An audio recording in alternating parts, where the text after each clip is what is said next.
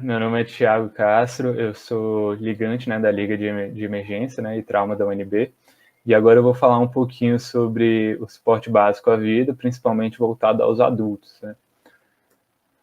Bom, primeiramente, né, falando do BLS em si, essa é uma prática que é muito importante em casos de emergência, que salva vidas e que tem um direcionamento muito importante para você ter um melhor prognóstico, né. Bom, falando da RCP, né, que é ressuscitação cardiopulmonar, para quem não sabe, para um socorrista, ela representa um desafio a mais, né, porque, primeiro, já seria uma situação de emergência, né, então já é uma situação de muito desconforto para quem vai socorrer, é óbvio, para quem está na emergência, mas que para um socorrista é extremamente importante, porque o socorrista ele vai realizar múltiplas funções ao mesmo tempo, né? Então, ele tem que ter em mente isso, que se ele estiver sozinho e precisar prestar assistência a um paciente em parada, ele vai ter que realizar várias tarefas em um mesmo tempo. Bom, e para ter isso em mente, o socorrista ele deve garantir a segurança do local primeiro, depois avaliar a avaliação geral da vítima, né? Realizar a avaliação geral, chamar o serviço médico de emergência, isso é extremamente importante, realizar a RCP e depois, sim, realizar a desfibrilação, que também é um passo extremamente importante, extremamente vital.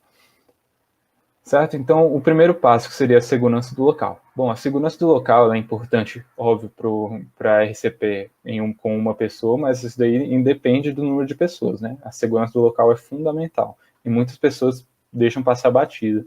E isso daí pode até, inclusive, agravar o quadro. Bom, então é extremamente importante porque você quer salvar uma vida e não prejudicar a outra, né? Nem garantir e nem arriscar uma vida, né? Então, é sempre extremamente importante você avaliar a segurança até você chegar à vítima, certo? Para evitar algum acidente. Caso a vítima se encontre em meio à água, por exemplo, em um acidente de afogamento, você tem que retirá-lo da água, por exemplo, se for numa piscina, você retira da piscina, seca o paciente. Isso é extremamente importante para as fases seguintes, né? Principalmente em relação à desfibrilação. E você tem sempre que ter certeza que você e os outros estão seguros, né?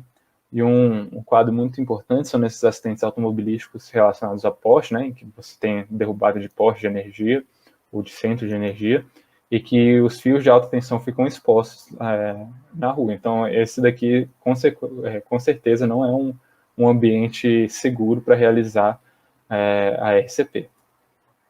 Certo? Seguindo para a avaliação da vítima. Então, ok, a gente encontra um paciente que, por exemplo, caiu desacordado durante uma corrida no parque, certo? A gente já avaliou a segurança, né? Então está seguro a cena.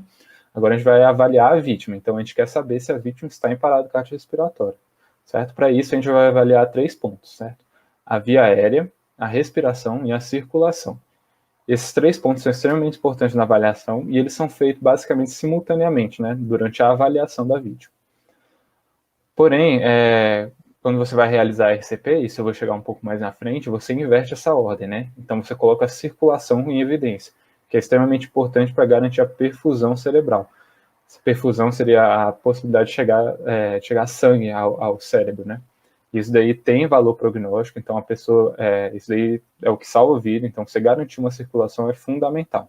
Óbvio que garantir via aérea e óbvio que garantir respiração são também extremamente importantes, mas a circulação é o principal.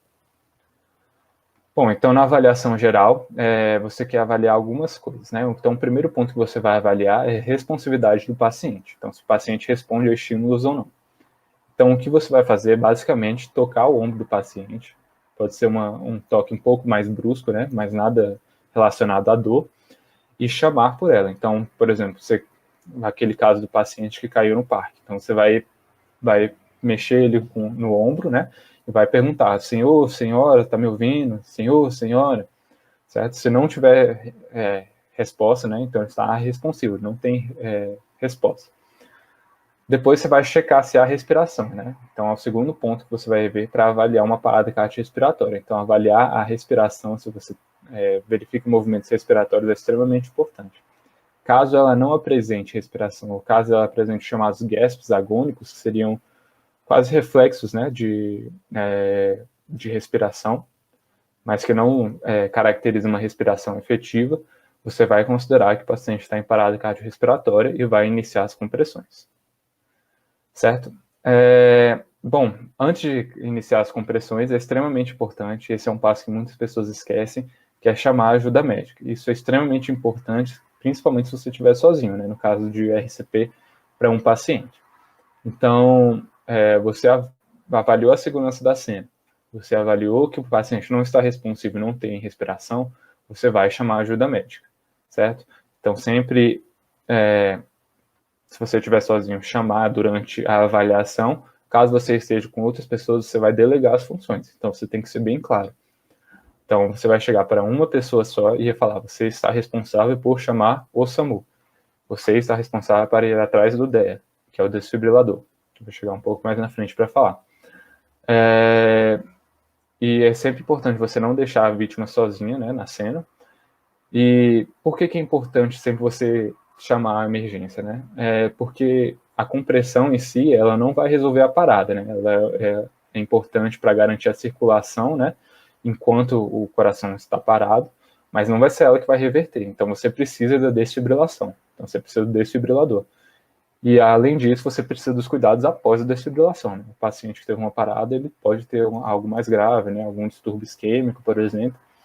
Então, ele vai precisar de um suporte. Então, é sempre importante chamar o SAMU e sempre indicar de forma certa, de forma assertiva, o lugar que você se encontra, né? Porque não adianta nada você falar que você está em algum lugar tão amplo assim, não indicar com precisão, e o SAMU vai ficar rodando e não vai encontrar o paciente, né? Isso aí também é prejudicial, né? Lembrando que é uma situação de emergência e que cada minuto conta, né? Bom, agora, em relação à ressuscitação cardiopulmonar, né? Então, você avaliou, o paciente está em parada, já chamou o SAMU, você vai agora checar o pulso da vítima, né? Então, você vai tocar o pescoço da pessoa com os dedos indicador e médio. Mas existe um porém nessa observação do pulso, né? Que ele não está indicado para pessoas leigas, né? Então, é mais indicado para pessoas que têm um treinamento, um socorrista com treinamento em RCP. Isso porque existe uma limitação do próprio conhecimento, né, da pessoa leiga, né, conhecimento anatômico para saber palpar o pulso carotídeo, né, e existe também a limitação do tempo. Então, há uma situação de emergência cada tempo e cada segundo conta. Você vai tentar sentir a pulsação, caso você seja treinado, por no máximo 10 minutos. Então, você não vai atrasar. Caso você não tenha certeza se você sentiu o pulso ou não, você vai considerar como parada e vai começar as compressões, certo? Bom, seguindo as compressões, né? Então, para realizar as compressões, a gente realiza o que a gente chama de compressões de alta qualidade, né? O que seriam essas compressões de alta qualidade? Então, são compressões realizadas em ciclos, né? Cada ciclo tem 30 compressões para 2 respirações. As respirações vão chegar um pouco mais na frente. O paciente tem que estar sobre uma superfície rígida, né? Deitado com as costas para essa superfície. Você vai posicionar a face hipotenar. Se você estiver vendo aqui na minha câmera, seria essa face mais distante do polegar, na metade inferior do externo, né? A partir daí, você vai posicionar sua mão dominante, né, que vai por baixo, e a mão que não é dominante, né, a outra mão, vai por cima e vai entrelaçar os dedos. Então, essa é a posição das mãos. O cotovelo, ele é sempre estendido, nunca realizar a compressão com o cotovelo flexionado, certo? As compressões, elas têm que ser feitas com o braço a 90 graus da superfície, a profundidade de no mínimo 5 centímetros, com uma frequência de 100 compressões por minuto, né? E é importante, óbvio, sempre deixar o tórax se tornar a posição original. Por quê? Bom, a gente está considerando o paciente com o coração parado, então a gente tem que simular as batidas do coração, né? Então, lembrando que o coração sempre contrai e sempre relaxa, né? Para poder se encher de sangue e daí bombear. Então, é sempre importante, quando realizar as compressões, permitir que o coração realize essa função. Bom, aqui para ilustrar, né, essa figura mostra justamente a palpação de pulso. Como eu já falei, ela não é muito indicada para pacientes leigos, para socorristas leigos. apenas para socorristas já treinados, né? Lembrando sempre que ela não pode demorar mais que 10 segundos. Que a B é posicionamento, né? Então, para indicar onde que é o posicionamento das mãos. E aqui a C é extremamente importante a posição das mãos. Então, mais uma vez, a mão dominante por baixo e a mão que não é dominante por cima, né? Com os dedos entrelaçados. Aqui, se a gente vê a figura mais à direita, a gente vê a posição do socorrista, né? Ajoelhado ao lado do paciente, com os braços sempre estendidos a 90 graus da superfície, né? E aqui está um pouco pequeno aqui para ver, mas ele indica que são 5 centímetros, né? Que é o tamanho mínimo que o tórax tem que ser comprimido. Então, aqui mais uma vez mostrando a compressão na letra D. A letra E, a letra F e a letra G, eles mostram o manejo de vias aéreas, que eu vou chegar um pouco mais à frente. Bom, em relação às respirações, né? Então, como a gente viu, a compressão é feita em ciclos, né? Que alterna compressões e respirações. Então, são ciclos de 30 compressões para 2 respirações. Sempre importante, antes das respirações, garantir que a via aérea do paciente está aberta. Para isso, você vai utilizar 2 manobras principais. A manobra Head Tilt Chin Lift, que é uma extensão cervical que você faz, justamente essa daqui. E é extremamente importante você não realizar essa manobra caso você tenha suspeita de lesão em pescoço. Isso é muito importante, por exemplo, em acidentes que você tem politrauma, por exemplo, acidentes automobilísticos, né? E a outra manobra seria a manobra de tracionar a mandíbula, né, o jaw thrust, que está representada aqui à esquerda. Bom, sempre realizar respirações por 1 segundo cada, certo? Não realizar menos que isso, sem forçar a entrada do ar e observar o levantamento do tórax. Isso daí é extremamente importante para garantir uma ventilação eficaz. E sempre retornar às compressões. Existem algumas observações que eu vou fazer, só que eu vou fazer um pouco mais à frente quando falar das modalidades de ventilação. Bom, as compressões após um ciclo, né? Então, você vai fazer um ciclo, né? Vai continuar os ciclos até a chegada do DEA, né? E você vai sempre minimizar as interrupções. Você não pode parar de fazer as compressões nem as respirações. Certo? Então, você vai interromper o ciclo quando, né? Quando houver a chegada do serviço médico de emergência, que você vai delegar na pessoa especializada nesse serviço. Quando a vítima se tornar novamente responsiva, que aí garante que ela não está mais em parada. Se você houver um retorno de pulsação, certo? Nesse caso, se você tiver o retorno, você vai minimizar e vai checar o pulso, certo? Então, sempre checar o pulso, colocar o paciente em posição em decúbito lateral, que a gente chama, né? Deitado de lado. E sempre que chegar o DEA, né? Mas sempre que chegar o DEA, existem algumas observações que eu também vou fazer um pouco mais à frente, né? Bom, a RCP para 2 socorristas, certo? Então, essa é uma RCP um pouco mais confortável, né? Se a gente comparar com um socorrista, porque a gente pode alternar as funções, certo? Então, considerando que você já garantiu a segurança do local, né? E já avaliou a pessoa, e já identificou que ela está em parada, o primeiro socorrista vai iniciar a RCP, enquanto o segundo, ele vai ficar responsável pela comunicação do serviço de emergência, no caso aqui do Brasil, o SAMU, né? E pedir um DEA, ou buscar um DEA, caso seja um local muito movimentado, como, por exemplo, aeroportos, shoppings, eventos de show, sempre existe um DEA garantido, pelo menos deveria ter. Bom, aí cada socorrista vai ficar responsável por uma das funções, né? Então, um socorrista vai ficar responsável pelas compressões, enquanto o segundo socorrista vai realizar as ventilações, certo? Isso é muito mais cômodo em relação à RCP com uma pessoa, porque os socorristas podem alternar, porque fazer compressões cansa muito, então as pessoas têm que alternar, seria ideal para garantir que você mantenha as compressões de alta qualidade, como a gente já falou. Bom, caso o DEA esteja disponível, né, certo? Então é importante ficar atento, né, se o local possui DEA, foi aquilo que eu falei, então locais que tem grande circulação de pessoas, que normalmente atraem muitas pessoas, como por exemplo shows, eventos, shoppings, eles sempre têm um DEA, ou deveriam ter o DEA disponível, né? Então, o segundo socorrista ele vai preparar o DEA, então vai preparar o posicionamento, vai tirar a parte plástica das pás do DEA, como eu vou falar um pouco mais à frente. E o primeiro vai continuar as compressões, certo? Então, primeiro sempre mantém as compressões, lembrando sempre daquele algoritmo, né, do CAB. Então, as compressões garantem a circulação e são prioridades. Certo? Bom, agora eu vou chegar a um ponto que eu vou especificar um pouco mais, né? Então, em relação à ventilação ou respiração, que a gente já tinha falado, mais uma vez, falando dos ciclos, né? Então, um ciclo sempre de 30 compressões para 2 ventilações. A ventilação de resgate deve durar 1 segundo, sempre elevar o tórax por completo, né? Então, tem que ter um volume suficiente para elevar o tórax. E você sempre vai evitar ventilações rápidas ou forçadas, né? Então, você tem que ter uma ventilação de qualidade. E sempre lembrar para realizar a ventilação de antes realizar as manobras de abertura de vias aéreas, né? Sempre com aquela observação do chin lift, que se você tiver alguma suspeita de lesão cervical, não realizar. E aqui vem a observação que eu queria fazer, né? Para leigos, a preferência é das compressões. Então, se você for leigo, não sabe como ventilar, não tem firmeza, não quer, não acha que vai prejudicar mais do que ajudar, então foque nas compressões. É melhor você fazer uma compressão, mesmo que não seja de alta qualidade, do que não fazer nenhuma.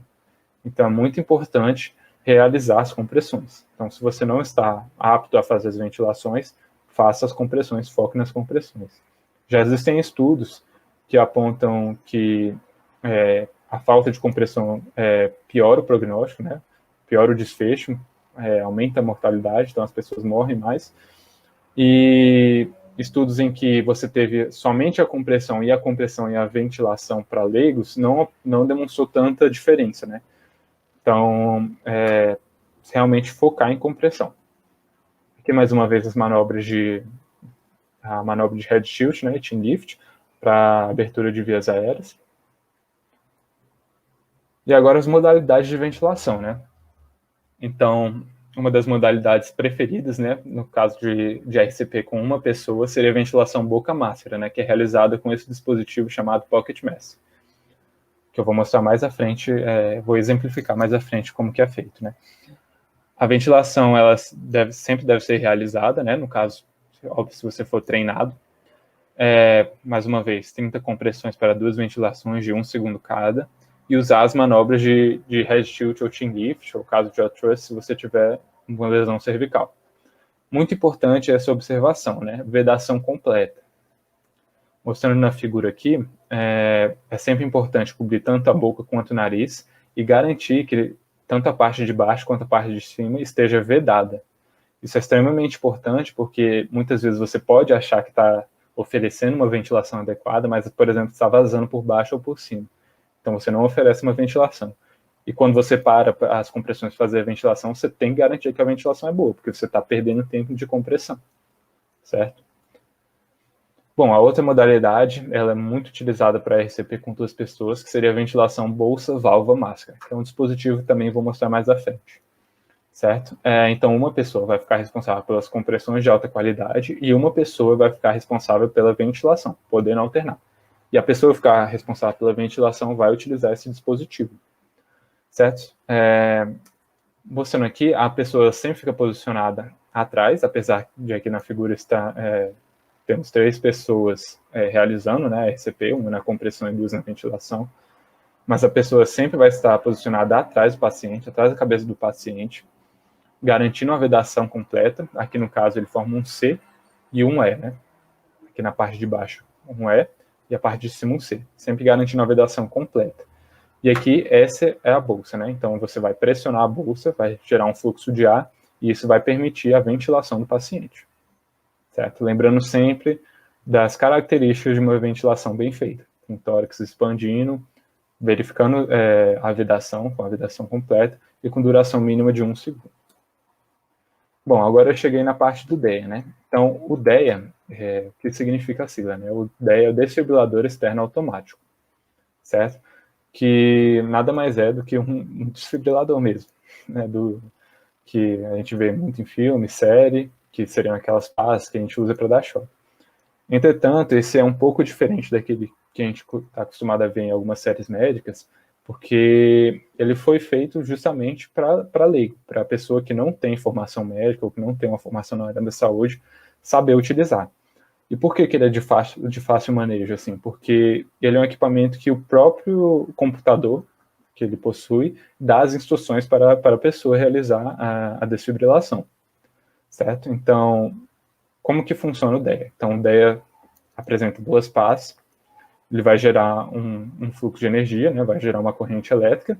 Essa corrente elétrica vai provocar a sistolia no coração, então o coração vai parar. Lembrando que ele não está totalmente parado, né? Provavelmente não, a maioria dos casos ele está em o que a gente chama de fibrilação ventricular, que seria um ritmo rápido dos ventrículos, né? Uma arritmia, certo? Mais uma vez, é muito importante você realizar a desfibrilação, porque é ela que vai fazer a diferença, né? Então, é ela que difere entre a vida e a morte. Então, é extremamente importante você realizar uma desfibrilação rápida. Então, uma dúvida que ocorre em muitos países do hemisfério norte, né? Que você tem a presença de neve. Aqui no Brasil nem tanto, né? Por motivos óbvios. Mas ele pode ser usado sob a neve, é um equipamento muito seguro se utilizado da forma correta, e lembrar sempre de expor o tórax da vítima para a colocação das pás, né? Então você tem que expor o tórax da vítima, como está representado aqui em cima, para você poder colocar as pás do equipamento. Bom, como é que funciona o uso do DEA, né? Então você vai abrir a caixa, vai chegar uma caixa, ele vai chegar nessa caixinha aqui, você vai abrir e vai ligar. Então, você vai expor o tórax da vítima, caso você esteja em duas pessoas, uma pessoa vai ficar responsável só por isso. Caso esteja molhado, como a gente já havia falado, você vai secar o tórax do paciente, vai abrir as pás do DEA, certo? Porque é uma pá plástica, então você retira o plástico e aí o adesivo gruda na parede do tórax do paciente. Garantir que os fios estão ligados, isso é óbvio, extremamente importante. E aí o que vai acontecer? O DEA ele vai começar a leitura do ritmo do paciente. Então, como esse é um pouco mais avançado, mas existem alguns ritmos que são chocáveis e outros ritmos que são não chocáveis. Os ritmos chocáveis, eu falei um deles, que é a fibrilação ventricular, e a outra é a taquicardia ventricular sem pulso. Certo? São termos médicos usados só para identificar essas arritmias, né? esses distúrbios de condução elétrica do coração. Então, o DEA ele vai identificar o ritmo. Se for um ritmo chocável, ele vai te avisar que é um ritmo chocável. Muito importante, durante essa leitura, o DEA vai comunicar para você parar as compressões. Você vai parar para ele poder fazer a leitura, mas só durante esse tempo. Então, ele vai fazer a leitura, vai falar, é um ritmo chocável. Então, depois que ele avisar que é um ritmo chocável, você vai retomar as compressões e ele vai começar a carregar. Não precisa ter medo, ele não vai disparar sozinho, se você continuar a compressão, então é para continuar as compressões até ele carregar. Quando ele carregar, ele vai falar pronto para o choque, está carregado. O que você vai fazer? Você, mais uma vez, tem que garantir a segurança da cena. Então, você não quer que aconteça outro acidente. Não quer que tenha outra parada. Então, você vai garantir que não tem pessoas em contato com a vítima. Se você garantir que não tem pessoas em contato com a vítima, aí sim você vai acionar o DEA. Então, você pressiona um botão no equipamento e ele dispara o choque, né? O choque ele varia de 300 joules, caso ele seja monofásico, e de 150 a 200 joules se ele for bifásico, né? Bom, beleza, ele deu o choque, você vai retomar as compressões. Mais uma vez, não precisa ter medo, o choque já foi, certo? Então, ele já deu o choque, você vai retomar as compressões. Por quanto tempo? Por 2 minutos, e depois vai deixar o DEA analisar o ritmo, certo? Se ele checou o ritmo, chegou à conclusão que é um ritmo chocável mais uma vez, você vai repetir o mesmo procedimento. Caso o ritmo não seja chocável, você vai manter a RCP até a chegada dos paramédicos, né, do socorro. Bom, aqui mais uma vez só para representar o posicionamento das pás, certo? Isso daí vem tudo explicado na própria pá, então se a gente observar aqui, na própria pá ele já identifica, né, como que é feito o posicionamento.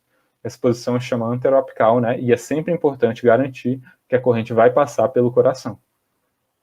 Então, essa daí não é a única forma de posicionamento, certo? Tem outras formas, mas sempre passa pelo coração. Mais uma vez, para garantir aquela assistolia e a retomada do ritmo pelo marcapasso natural do coração. Certo? Bom, acho que é isso. Então, vou deixar vocês com um vídeo prático sobre BLS em adultos. E foi isso, foi um prazer estar aqui.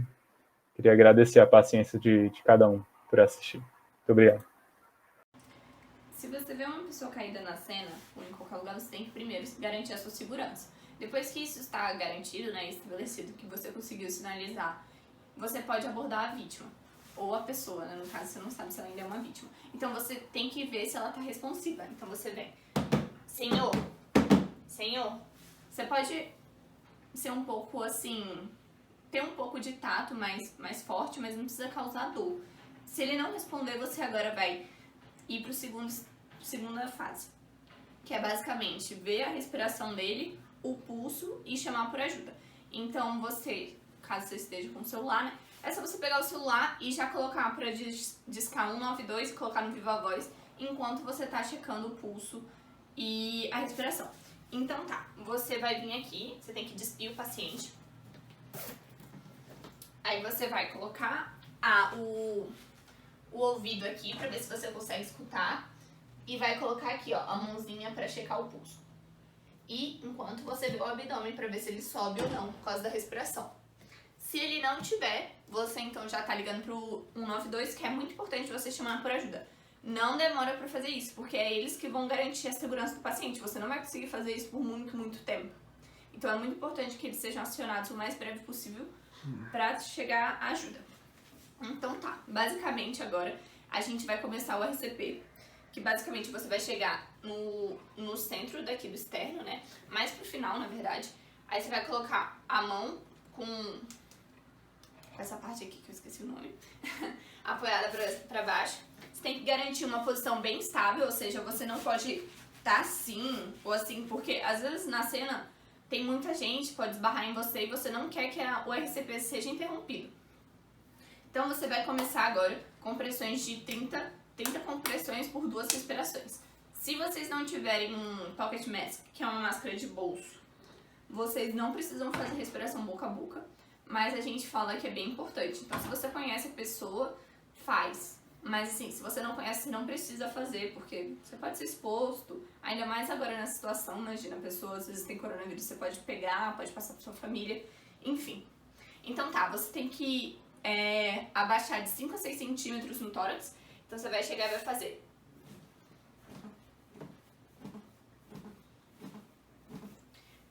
Assim, né? Basicamente, você tem que deixar isso esticado, ok? Pra gastar menos energia, porque nos braços você vai cansar muito cedo. Então agora eu vou fazer um ciclo de 30 por 2 respirações e 30. Que aí vocês têm que seguir aquela frequência de 100. Que é aquela música basicamente. Ha, ha, ha, ha. Stay alive, ha, ha, ha, ha. Então basicamente eu vou começar agora. E é importante também contar em voz alta pra você não se perder. Então vai. 2, 3, 4, 5.